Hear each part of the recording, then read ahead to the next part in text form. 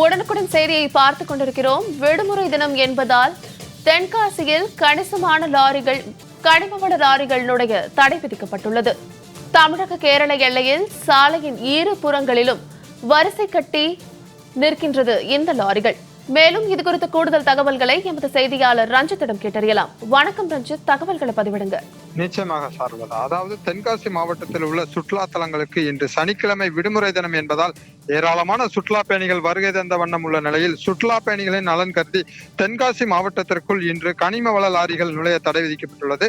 அதாவது இன்றும் நாளையும் கனிம வள லாரிகள் நுழைய தடை விதிக்கப்பட்டுள்ள நிலையில் காலை 6 மணி முதல் மாலை 4 மணி வரை கனிம வள வாகனங்கள் தென்காசி மாவட்டத்திற்குள் நுழைய தடை விதிக்கப்பட்டுள்ள நிலையில் ஏராளமான கனரக வாகனங்கள் ஆங்காங்கே நிறுத்தி வைக்கப்பட்டுள்ளன. குறிப்பாக தமிழக கேரள எல்லை பகுதியான புளியரை சோதனை சாவடி அருகே சுமார் 2 கிலோமீட்டர் தூரத்திற்கு கனிம வள வாகனங்கள் சாலையின் இரு மருகிலும் நிறுத்தி வைக்கப்பட்டுள்ள நிலையில் இந்த பகுதியில் கடும் போக்குவரத்து நெரிசலும் அவ்வப்போது ஏற்பட்டு வருகிறது.